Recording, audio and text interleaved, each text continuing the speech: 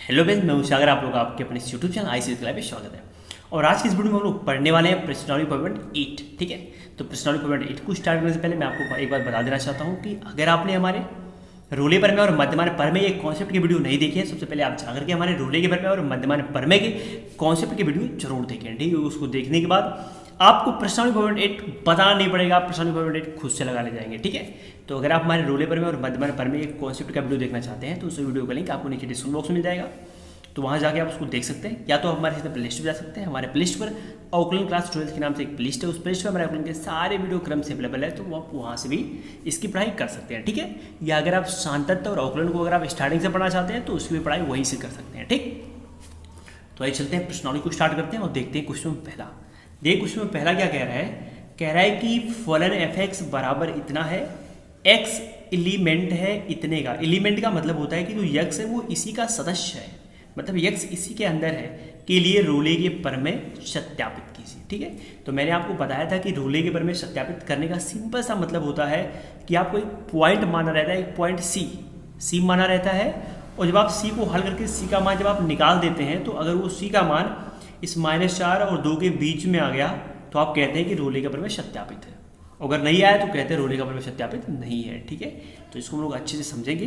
देखिए इसको बोलते हैं बंद अंतराल और एक अंतराल होता है खुला अंतराल। बंद अंतराल का मतलब होता है कि इसमें चार, देखिए अंतराल का मतलब होता है, अगर मैं कह दूँ -4 और 2 तो इसका मतलब होता है कि -4 से लेकर के -2 के बीच में जितने लोग हैं वो सारे लोग हैं। लेकिन बंद अंतराल का मतलब कि -4 और 2 भी उसी में शामिल है। लेकिन अगर अंतराल खुला होता, खुला अंतराल ऐसे होता है, तो अगर खुला अंतराल होता तो इसमें जो यहाँ पे रहते हैं -4 गामा 2 ये शामिल नहीं है, बाकी इसके अंदर के लोग शामिल है। ठीक है, तो ये रही बात की बात। अगर आप हमारे जाके उस वीडियो को देखेंगे तो आपको ये सारी चीज़ अच्छे समझ में आ जाएगी। ठीक है, चलते हैं देखते सवाल को लगाते हैं। तो सवाल लगाने के लिए सबसे पहले फलन को देखते हैं और देखते हैं कि जो फलन है वो संतत है कि नहीं है। तो मैंने आपको बताया था कि जब भी कोई बहुपद मिले तो बहुपद क्या होता है, बहुपद हमेशा संतत होता है। ठीक है, तो पहला पॉइंट आप क्या लिखोगे, पहला पॉइंट लिखोगे आप लिखोगे कि ये जो फलन है, फलन ये माने ये और ये माने ये दोनों बराबर है। तो जो फलन एफ एक्स है, फलन एफ एक्स वो इस अंतराल में, अंतराल माने कि ये बंद अंतराल -4 गामा 2 में क्या है, 2 में सतत है या संतत है, आप कुछ भी कह सकते हो। ठीक है, संतत है, तो पहला कंडीशन पूरा हुआ। और जब संतत हो गया तो अवकलनीय भी हो जाएगा। नंबर 2 फिर बोलोगे कि ये जो फलन है ये क्या है, इसी अंतराल में अवकलनीय भी है, यानी क्या एफ एक्स इस अंतराल माने क्या, ये बंद अंतराल है, आपकी खुला अंतराल रहेगा, खुला अंतराल -4 गामा 2, इसमें क्या है, इसमें अवकलनीय है। क्या है, अवकलनीय है। ठीक है, तो देखिए दो कंडीशन पूरा हो गया, फलन संतत भी है, फलन अवकलनीय भी है। दो कंडीशन पूरा हो जाता है तो हम लोग पूरा करते हैं तीसरा कंडीशन। तीसरा कंडीशन क्या है, एफ ए बराबर क्या, एफ बी, इस कंडीशन को पूरा करते हैं। अब क्वेश्चन उठ रहा है ये क्या है, ये बी क्या है, तो मैं आपको बता दूं। देखिए अंतराल, देखिए आप अंतराल में ये जो पहला वाला होता है इसको बोलते हैं ए, और ये जो दूसरा वाला होता है इसको बोलते हैं क्या, बी। ठीक है, तो देखिए यहाँ पे क्या है, एफ एक्स है कि नहीं। अगर इस यक्स के स्थान पे हम ए रख दें, ए, तो ये एफ ए हो जाएगा। इसी यक्स के स्थान पे अगर हम बी रख दें तो ये बी हो जाएगा। ठीक है, तो एक बार क्या करेंगे, एक बार ए रखेंगे मतलब -4 रखेंगे, एक बार 2 रखेंगे। ठीक है, तो पहले इस फलन को उतार लीजिए। फलन क्या है, तो फलन है एफ एक्स बराबर, तीसरा कंडीशन है। तीसरी कंडीशन में पहले फलन को उतारते हैं, लिखते हैं x² + 2x - 8। ठीक है, एक बार -4 रखते हैं, एक बार 2 रखते हैं। तो एक बार रखते हैं x बराबर -4 रखने पे, तो रखेंगे तो क्या हो जाएगा, जहाँ पे x है वहाँ पे -4 हो जाएगा। तो यफ x की वैल्यू क्या है, -4 है। ठीक है, यहाँ पे देखिए ये x की वैल्यू -4 है, यहाँ पे स्क्वायर है, स्क्वायर करेंगे तो -4 का स्क्वायर क्या हो जाएगा, 16 हो जाएगा। यहाँ पे प्लस है तो हो जाएगा प्लस 2 गुणे x, x की वैल्यू -4 है, तो 2 गुणे -4 क्या आएगा, -8 आएगा। यहाँ पे है माइनस और ये माइनस क्या है, 8। देखिए ये -8 और -8 जब जोड़ेंगे तो क्या आएगा, -16, और -16 में जब +16 घटेगा तो क्या आएगा, 0 आएगा। इसका मतलब f -4 की वैल्यू क्या आ गई, 0 आ गई। ठीक है, इसके बाद फिर क्या करते हैं कि x की वैल्यू 2 रखते हैं, तो आप लिखोगे x बराबर 2, क्या करने पर, x बराबर 2 रखने पर। ठीक है, तो रखोगे यहाँ पर, जहाँ पर यक्स है वहाँ पे 2 हो जाएगा, तो रखिए x की वैल्यू हो जाएगी 2, तो आएगा f2 बराबर, x की वैल्यू 2 है, वर्ग करोगे तो आएगा 4, प्लस, तो यहाँ पे प्लस 2x की वैल्यू क्या है, 2, तो 2 गुणे 2 कितना हो जाएगा, 4, और यहाँ पे फिर क्या है -8, 4 4 जोड़ोगे 8 आएगा, 8 में से 8 घटाओगे क्या आएगा, जीरो आ जाएगा, ठीक है। यानी यफ माइनस 4 पे जीरो आ गया, यफ 2 पे भी क्या आ गया, जीरो आ गया। तो ये दोनों आपस में बराबर है, तो आप लिखोगे यफ माइनस 4 बराबर क्या, यफ 2। इसी को बोलते हैं कि यफ ए बराबर क्या, यफ बी। तो पहला कंडीशन संतत करते हैं, दूसरा में अवकलनीय करते हैं, तीसरे में यफ ए बराबर यफ बी करते हैं। और इतना करने के बाद फिर क्या करते हैं, तो बहुत ध्यान से आप देखिए। इसके बाद एक पॉइंट मानते हैं। एक पॉइंट मैंने बताया था कि क्या होता है कि जो अंतराल होता है, इसी अंतराल में एक पॉइंट मानना पड़ेगा। तो मैं एक पॉइंट मान लेता हूं। माना एक बिंदु है, माना एक बिंदु, वो बिंदु क्या है, सी है, ठीक है। उस बिंदु को मैंने सी मान लिया, और ये जो सी है वो एलिमेंट होता है। किसका एलिमेंट होता है, तो इसी का एलिमेंट होता है। किसका, इसका एलिमेंट होता है। इसका माने क्या, -4 और 2 का एलिमेंट होता है। तो -4 और 2 का मतलब -4 और 2 नहीं होता, बल्कि इसके बीच में जो होता है वो होता है। तो ये एलिमेंट है किसका, -4 और 2 का। मतलब ये -4 और 2 नहीं है, बल्कि इसके बीच में जितने लोग आते हैं उसमें है, ठीक है। अब इसके बाद क्या करते हैं, इसके बाद जो कंडीशन होता है वो होता है यफ डैश सी बराबर 0 करते हैं। इसके बाद का ये कंडीशन होता है। तो यहाँ पे देखिए यफ डैश है, डैश माने क्या, अवकलन किया गया है। तो सबसे पहले ये जो हमारा फलन है, इस फलन का हम क्या करेंगे, अवकलन करेंगे, ठीक है। तो फलन क्या है, तो फलन है, यहाँ बगल में कर लेते हैं अवकलन। फलन है यफ एक्स बराबर एक्स स्क्वायर, अवकलन करेंगे तो यहाँ पे हो जाएगा यफ डैश एक्स, और अवकलन करेंगे तो एक्स स्क्वायर का अवकलन क्या हो जाएगा, तो हो जाएगा 2x प्लस, तो यहाँ पे प्लस 2x का अवकलन केवल क्या आएगा, 2 आएगा, ठीक है। यहाँ पे -8 है, तो -8 का अवकलन 0 हो जाएगा। तो ये मैंने अवकलन कर दिया। अगर आपको अवकलन करना नहीं आता है तो पहले आप जाके अवकलन पढ़िए, और फिर आके आप रोड़े का परिमेय और शांत मध्यमान परिमेय को पढ़िए, ठीक है। अब देखिए यहाँ पे x, यहाँ पे c है, यहाँ पे देखिए यहाँ पे क्या है, c है कि नहीं है। तो यहाँ पे यफ डैश x है, तो यहाँ पे x के साथ में हम c करेंगे, तो x बराबर क्या लिखेंगे, x बराबर c रखने पर तो रखेंगे, तो यफ डैश जहाँ पे x वहाँ पे c हो जाएगा, यफ डैश c यहाँ पे 2, x की वैल्यू है c और प्लस क्या आ गया 2, यानी यफ डैश c बराबर 2c प्लस क्या आ गया 2। और इसको आप उठा के यहाँ पे रखो, कहाँ पे रखो, यहाँ पे रखो। तो रखते हैं, और ध्यान से आप देखिए इसको उठा के जब यहाँ रखेंगे तो यफ डैश c की वैल्यू क्या है, तो है 2c और प्लस क्या 2, और बराबर ये क्या है 0, है कि नहीं है। अब ध्यान से आप देखिए 2c, ये -2 जब उधर जाएगा तो आएगा -2, और 2 से 2 कट जाएगा, और फिर क्या आएगा, c की वैल्यू क्या आएगी -1, ठीक है। अब इसको आप बहुत ध्यान से देखिए c एलिमेंट था -4 और 2 का। इसका क्या मतलब होता है, तो मैं आपको बता दूं, पहले आप धीरे से ग्राफ खींचिए, ठीक है। वैसे आपको सवाल में करना नहीं पड़ेगा, बस मैं आपको समझा रहा हूँ। यहाँ पे एक पॉइंट 0 होता है, हो गया। अब देखिए ये है -4 से 2 तक, तो +2 उधर रहता है, 1 2, 1 और 2, -4 तो माइनस इधर होता है, तो ये -1 -2 -3 और क्या -4। मैंने बताया इसका मतलब होता है कि -4 और 2 शामिल नहीं है, मतलब ये और ये शामिल नहीं है, ठीक है। अब देखिए c की वैल्यू जो -1 आई, क्या इसके बीच में है, तो बिल्कुल देखिए -1 इसी के बीच में है। तो आप सिंपली कह सकते हो कि ये जो -1 आया है ये इसका एलिमेंट है, यानी क्या -1 एलिमेंट है किसका, इसका माने क्या -4 और 2 का एलिमेंट है कि नहीं। तो जब ये इसका एलिमेंट है तो आप कह सकते हो कि रोले परिमेय सत्यापित होता है, ठीक है। तो इस तरह हम लोगों ने क्वेश्चन पहला देख लिया और रोले परिमेय को हम लोगों ने सत्यापित कर लिया, ठीक है। अब चलते हैं क्वेश्चन 2 को देखते हैं, और देखते हैं क्वेश्चन 2 क्या कह रहा है। तो देखिए क्वेश्चन 2, तो देखिए ये रहा क्वेश्चन 2 क्या कह रहा है कि जांच कीजिए कि क्या रोले परिमेय निम्नलिखित फलनों में से किन किन पर लागू होता है। इन उदाहरणों में से क्या आप रोले के परिमेय के विलोम के बारे में कुछ कह सकते हैं। तो पहले सिंपली हमको ये बताना है कि क्या रोले परिमेय लागू हो रहा है। तो पहले रोले परिमेय लागू हो कर लेंगे, उसके बाद हम विलोम के बारे में भी कुछ कहेंगे, ठीक है। तो पहले रोले परिमेय को देखते हैं कि लागू हो रहा है कि नहीं। तो मैंने आपको पिछली वीडियो में जब मैंने आपको शांति पढ़ाया था, तो मैंने वहाँ आपको बताया था कि अगर इस ब्रैकेट में, ये जो ब्रैकेट आपको दिख रहा है, इस ब्रैकेट में अगर कुछ भी समान मैं हाथ ही लिख देता हूँ, इस ब्रैकेट में अगर कुछ भी आपको लिखा मिल गया तो इस ब्रैकेट का मतलब होता है हाईएस्ट इंटीजर फंक्शन, या इसी को बोलते हैं ग्रेटेस्ट इंटीजर फंक्शन। और मैंने वहाँ पे आपको बताया था कि कैसे इसको निकालते हैं, फिर भी यहाँ मैं आपको थोड़ा सा इंट्रोडक्शन इसका दे देता हूँ। देखिए अगर मैं कह दूँ कि -4,5 इसका हाईएस्ट इंटीजर फंक्शन क्या होगा, ठीक है। तो यहाँ पे देखिए 4 है ना, तो आप सिंपली कह सकते हो कि 4 होगा। अगर मैं कह दूँ 3,2 इसका हाईएस्ट इंटीजर फंक्शन क्या होगा, तो यहाँ पे देखिए 3 है, तो आप सिंपली कह सकते हो 3 होगा। समझ में आ रहा है ना। वैसे अगर ये संख्या है देखिए प्लस में है, लेकिन अगर ये संख्या है माइनस में होती, अगर ये होता है -4,5 और कोई पूछता है इसका माइनस इसका हाईएस्ट इंटीजर फंक्शन क्या होगा, तो मैं आपको बता दूं कि जब संख्याएं प्लस में होती हैं, प्लस में, तो उसका हाईएस्ट इंटीजर फंक्शन वही होता है संख्या, ठीक है। लेकिन जब संख्याएं माइनस में होती हैं तो इसी में एक जोड़ते हैं, तो ये -4 है और -4 है तो एक जोड़ेंगे तो -5 आ जाएगा, ठीक है। अगर मैं कह दूँ -1, 2 का हाईएस्ट इंटीजर फंक्शन क्या होगा, तो क्या होगा, तो माइनस में है तो इस एक में एक जोड़ेंगे तो हो जाएगा -2, ठीक है। ये चीज़ आप समझेंगे नहीं। अगर संख्याएं प्लस में होंगी तो जो यहाँ पे लिखा होगा वही क्या होगा, हाईएस्ट इंटीजर फंक्शन होगा, लेकिन माइनस में होगा तो जो यहाँ पे लिखा होगा उसमें एक छोड़ देंगे, ठीक है। लेकिन मैं आपको एक चीज़ और बता दूँ कि अगर संख्या पूर्णांक हो, जैसे 7 हो, कोई कहे 7 का हाईएस्ट इंटीजर वैल्यू क्या होगी, तो ये 7 ही होगा, 5 का 5 ही होगा, 4 का 4 ही होगा, -3 का -3 ही होगा, ठीक है। जब संख्याएं दशमलव में होती हैं तब हाईएस्ट इंटीजर फंक्शन ऐसे निकालते हैं, ठीक। अब चलते हैं इसको देखते हैं। मैं आपको बता दूं कि कभी भी अगर हाईएस्ट इंटीजर वैल्यू आ गया तो ये कभी भी शांत होता ही नहीं है, कभी भी नहीं होता है, ठीक है। अब आपके जहन में कुछ नोट रही होगी ये क्यों नहीं होता है, ठीक है। तो अगर आप ये भी जानना चाहते हैं ये क्यों नहीं होता है तो आप नीचे कमेंट बॉक्स में कमेंट करेंगे, मैं इसका एक छोटा सा वीडियो बना करके यूट्यूब पे डाल दूंगा, आप लोग देख लीजिएगा, ठीक है। तो हमने यहाँ पे सीखा कि अगर हाईएस्ट इंटीजर वैल्यू है, फंक्शन है, तो उसका वो कभी शांत होगा ही नहीं, ठीक है।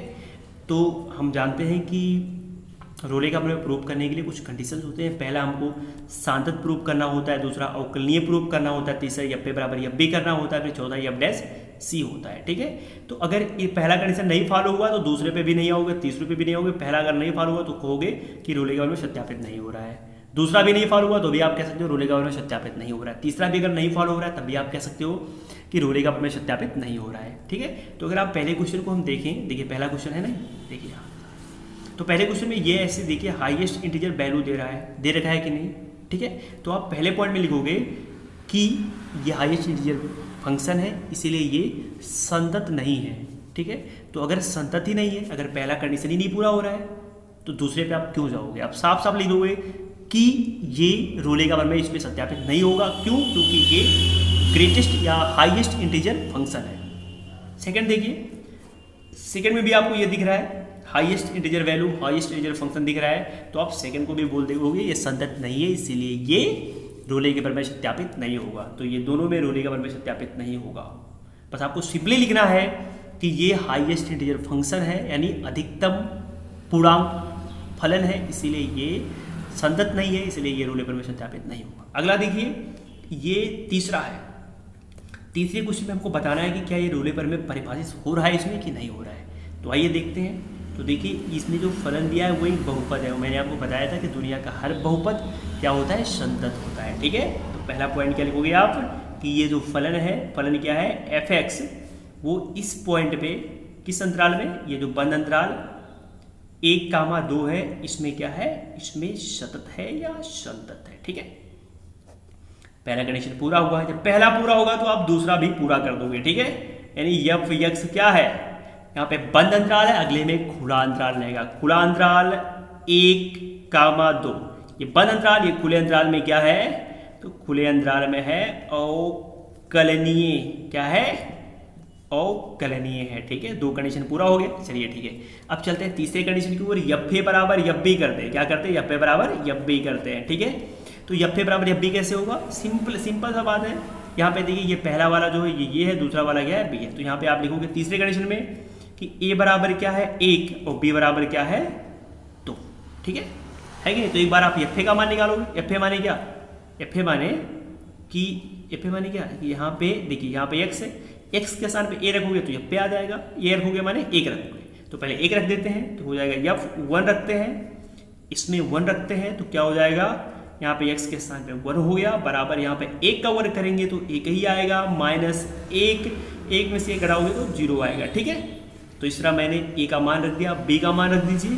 तो b का मान 2 है, इसमें 2 रखिए, तो 2 रखेंगे तो देखिए ध्यान से, यहाँ पे x के स्थान पे 2 रखेंगे तो ये हो जाएगा f2 बराबर x के स्थान में 2 रखोगे, 2 का वर्ग 4 -1, तो 4 -1 बराबर क्या आ गया, 3 आ गया।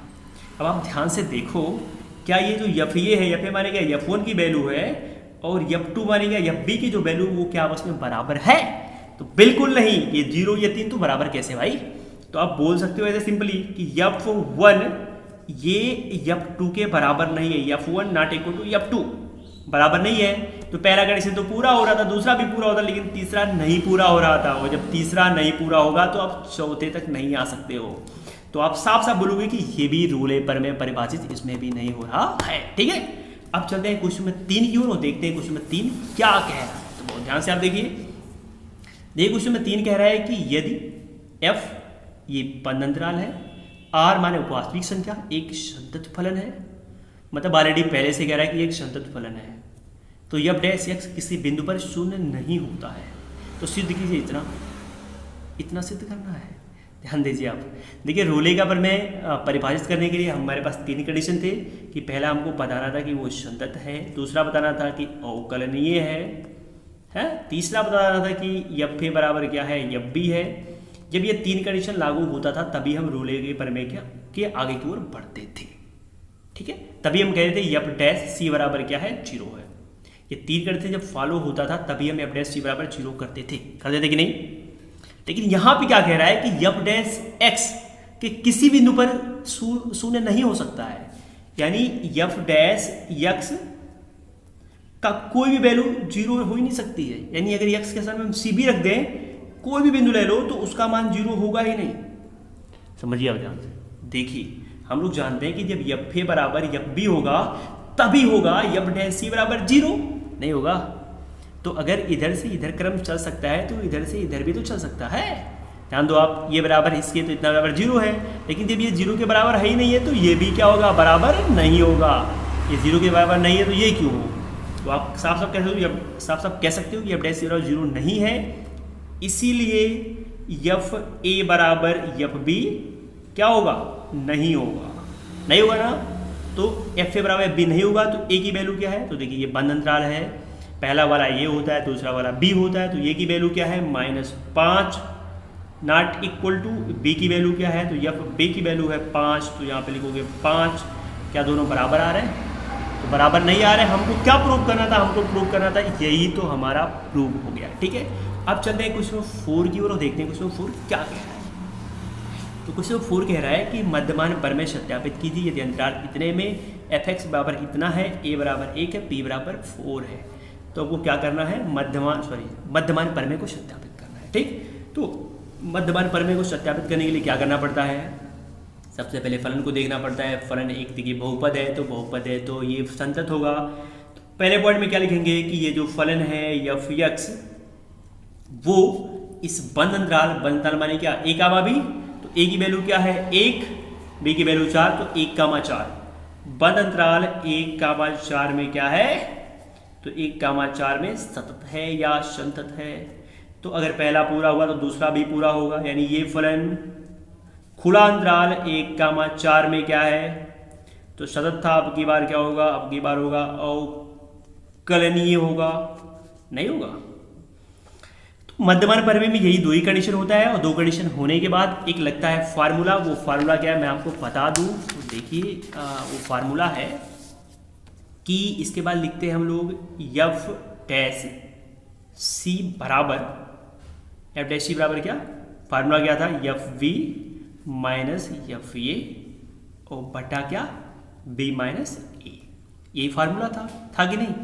लेकिन ये जो सी है ना, सी देख रहे हो सी ना, इसी सी का मान निकालना है हमको। सी का मान जब हम निकालेंगे तो अगर 1 और 4 के बीच में आ गया तो क्या बोलेंगे, 1-4 माने क्या, अरे यही अंतराल के बीच में, इस अंतराल के बीच में आया तो कहेंगे सत्यापित हो रहा है। नहीं आएगा तो कहेंगे नहीं हो रहा है। तो देख लीजिए यहाँ पे क्या है, एफ डैश सी है, एफ बी माने क्या, तो बी माने 4, तो क्या हो जाएगा एफ 4 माइनस एफ ए माने क्या, एफ ए की वैल्यू क्या है, तो ए की वैल्यू है 1, तो हो जाएगा 1।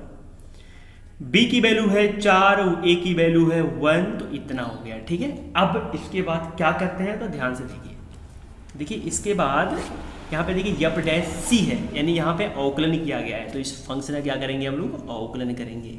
तो फंक्शन का अवकलन करेंगे तो हो जाएगा एफ डैश एक्स, अवकलन करेंगे तो एक्स स्क्वायर का अवकलन क्या आएगा 2x, यहाँ पे माइनस 4x का अवकलन क्या हो जाएगा 4 माइनस 3 का अवकलन हो जाएगा 0। होगा कि नहीं होगा, यहाँ पे देखिए एफ डैश सी है, यानी यहाँ पे एफ डैश एक्स है, यहाँ पे एफ डैश सी है, तो इस एक्स के स्थान पे हमको सी करना पड़ेगा, तो लिखेंगे एक्स बराबर सी रखने पे तो रख दो, तो एफ डैश सी बराबर यहाँ पे एक्स की वैल्यू सी है तो 2c - 4। ठीक है, चलते हैं आगे देखते हैं। देखिए एफ डैश सी की वैल्यू क्या है, तो है 2c - 4 बराबर f4। ध्यान से आप देखिएगा, देखिए यहाँ पे एफ एक्स बराबर इतना है कि नहीं है, तो यहाँ पे x के स्थान पे यहाँ पे 4 है, तो क्या करोगे कि यहाँ x के स्थान पे आप 4 रख दोगे। ठीक है, तो 4 रखोगे, यहाँ पे देखिए 4 का वर्ग क्या हो जाएगा, ध्यान दो आप पहले, यहाँ पे जब आप 4 रखोगे तो यह 4 का मान नहीं मिल जाएगा, यह 4 का मान चाहिए, तो यहाँ पे 4 रखोगे तो यह 4 का मान निकलेगा, 1 रखोगे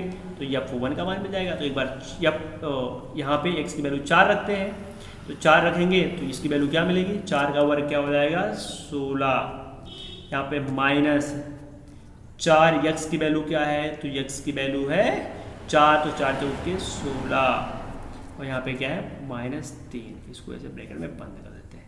यहाँ पे माइनस तो माइनस, या 1 की वैल्यू चाहिए तो यहाँ पर x के साथ 1 रख दो, तो 1 रखोगे तो 1 का वर्ग होगा तो क्या आएगा 1 ही आएगा, -4 गुणे x की वैल्यू है 1 है कि नहीं, तो गुणा करोगे तो 4 करने में क्या आएगा 4, और यहाँ पे क्या है -3 है कि नहीं, और बटा 4 में से 1 घटाओगे तो आएगा 3, लिखते हैं बटा हुआ ना, वो करते हैं बाई क्रॉस मल्टीप्लाई, तो करेंगे तो इस 3 का गुणा इसमें होगा, तो गुणा करेंगे तो 3 दुनाई क्या हो जाएगा 6c - 3 चौके क्या हो जाएगा 12, इस पूरे गुणा 1 में होगा तो यही पूरा आएगा, तो क्या है 16 से देखिए 16 घट गया, यहाँ पे बचा -3, या सिंपली हाँ 16 से 16 ये कट गया, ये बचा -3 और माइनस देखिए 4 3 -7, तो 1 घटाएंगे तो क्या आएगा -6, क्या आएगा -6 आएगा। ठीक है, इसके बाद यहाँ पे देख लेते हैं ये क्या है, ये है 6c, ये -12 उधर जाएगा तो भेज देते हैं तो हो जाएगा +12। ठीक है, ये था -3 और ये माइनस क्या हो जाएगा +6, फिर क्या हो जाएगा 6c बराबर, देखिए ये 12 और ये 6 कितना हो जाएगा 18, 18 से 3 गया तो कितना आ गया 15, और c का मान निकालेंगे तो क्या आएगा 15/6, 3 से काटेंगे 3 × 5 15/3 दुनाए 6, 5/2 माने 2.5, क्या 2.5। अब बताओ 2.5 1 से लेके 4 के बीच में है कि नहीं, तो बिल्कुल है, तो आप कह सकते हो कि मध्यमान परमेय सत्यापित होता है। ठीक है, तो ये भी क्वेश्चन हो गया। अब चलते हैं क्वेश्चन 5 की ओर, देखते हैं क्वेश्चन 5 क्या कह रहा है।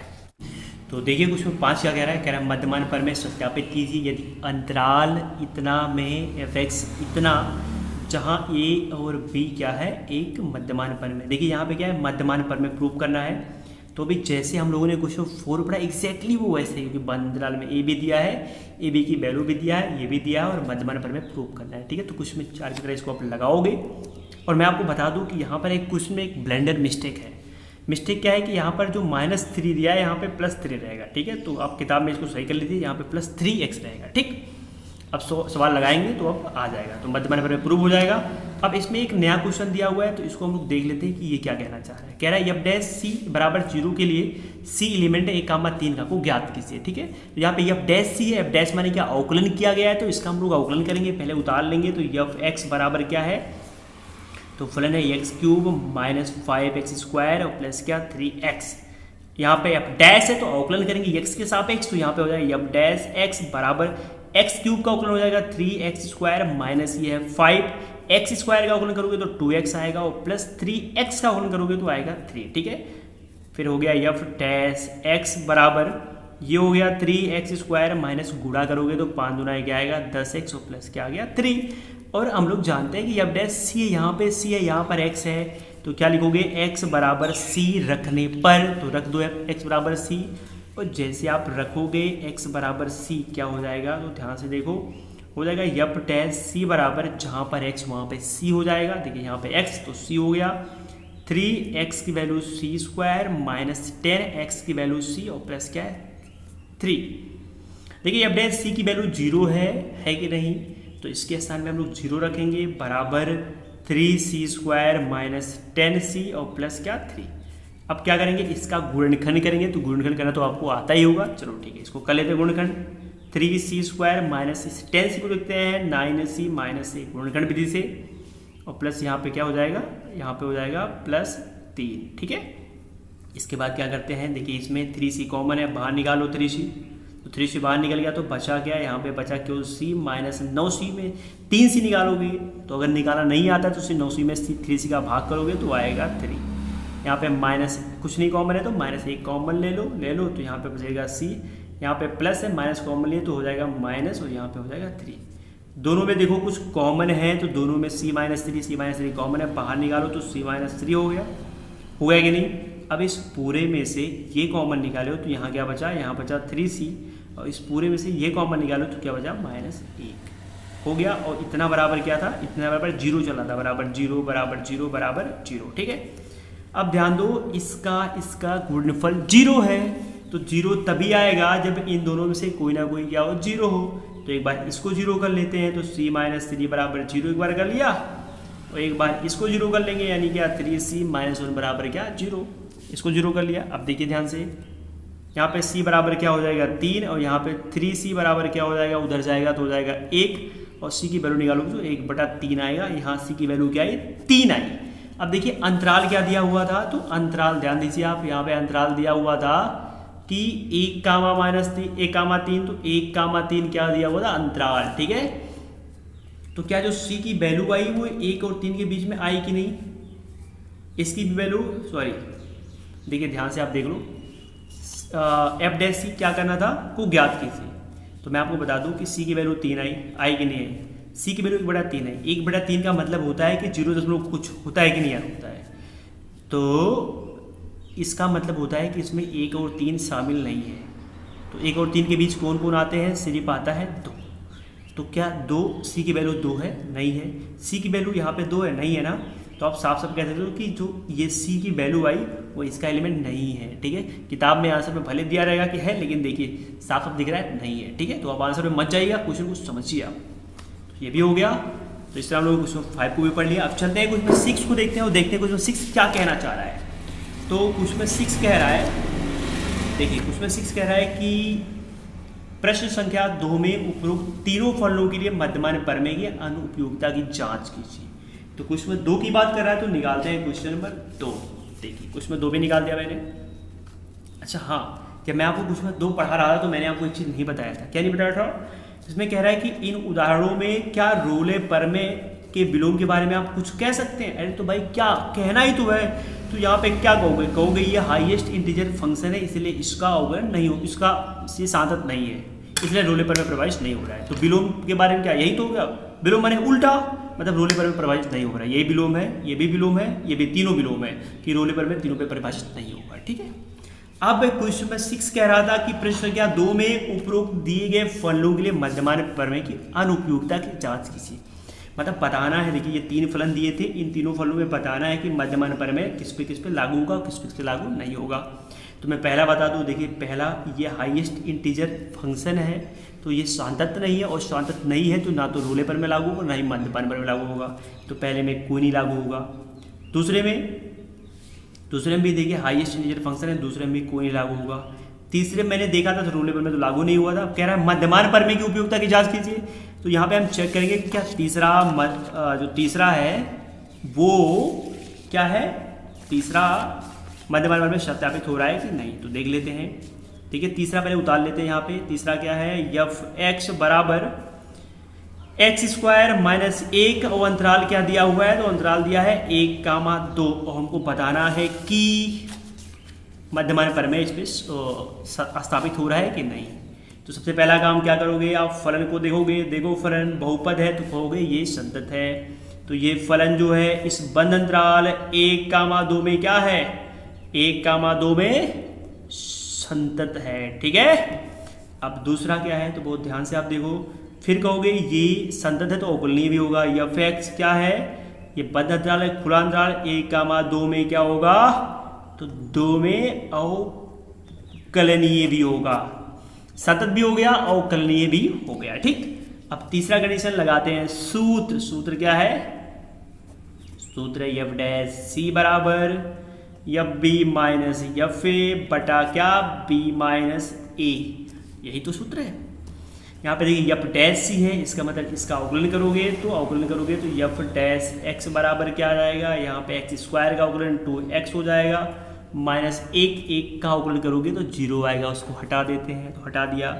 यहाँ पे देखिए एफ डैश सी है, तो x की वैल्यू c रखोगे तो x बराबर c रखने पर, और जैसे रखोगे एफ डैश इस x के स्थान पे c हो जाएगा बराबर 2x, x की वैल्यू क्या है c, तो एफ डैश सी की जो वैल्यू आई वो क्या आई 2c आ गई। तो देखिए एफ डैश सी की वैल्यू क्या आ गई, तो 2c आ गई। एफ वी तो हम लोग जानते हैं पहला वाला ये है, दूसरा वाला b है, तो क्या करोगे अगर आपको एफ बी निकालना है तो ये b है, ये है, इस b माने ये 2 की वैल्यू इसमें रखोगे, तो यहाँ x की वैल्यू 2 रखोगे तो ये अपने आप एफ 2 हो जाएगा।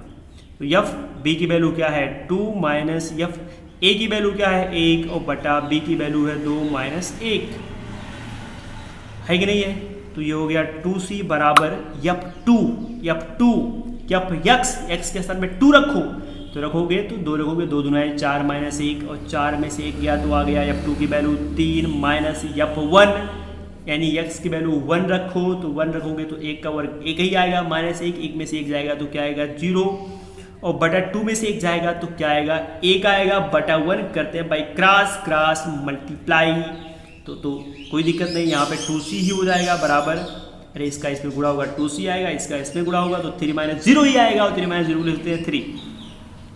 c की वैल्यू निकालोगे तो आएगा 3 बाई क्या 2, और 3 बाई 2 माने 3 का आधा, इसको बोलते हैं क्या 1.5 बोलते हैं कि नहीं बोलते हैं। अब सोचो ये जो 1.5 आया है वो क्या 1 और 2 के बीच में है, 1 और 2 के बीच में, 1 नहीं 2 नहीं, 1 2 के बीच में क्या आता है, अरे 1 भी नहीं है 2 भी नहीं, 1 2 के बीच में 1.5 आता है कि नहीं, तो आता है। तो आप कहोगे ये जो 1.5 है 3/2 एलिमेंट है, किसका एलिमेंट है, इसी 1 का 2 का, इसलिए मध्यमान प्रमेय में क्या हो रहा है सत्यापित हो रहा है। ठीक है, तो इस तरह हम लोगों ने प्रश्नावली पॉइंट 8 के सारे क्वेश्चन को अच्छे तरीके से पढ़ लिया। ठीक है, इसके बाद हम लोग पढ़ेंगे अवकलनों का अनुप्रयोग। तो मैं एक नया प्लिस्ट बना रहा हूँ, उस प्लिस्ट का नाम रहेगा अवकलनों का अनुप्रयोग। ठीक है, तो अगर आप अवकलनों के अनुप्रयोग की सारी पढ़ाई करना चाहते हैं स्टेप बाय स्टेप एकदम क्रम से, तो आप हमारे प्लिस्ट पे जा सकते हैं। हमारे प्लिस्ट पे अवकलनों के अनुप्रयोग के नाम से एक प्लिस्ट है, उस प्लिस्ट पे अवकलनों के अनुप्रयोग के सारे वीडियो क्रम से अवेलेबल है, तो वहाँ से आप उसकी पढ़ाई कर सकते हैं। ठीक है, तो बताइए आपको ये वीडियो कैसा लगा, आप नीचे कमेंट बॉक्स में कमेंट करके जरूर बताएं, क्योंकि आपके कमेंट से मुझे ऐसे और वीडियो बनाने का मोटिवेशन मिलता है। ठीक है, तो फिर मिलते हैं अगले वीडियो में, तब तक के लिए बाय, टेक केयर, जय हिंद, और आप लोग अपना प्यार हमारे ऊपर ऐसे ही बनाए रखिए।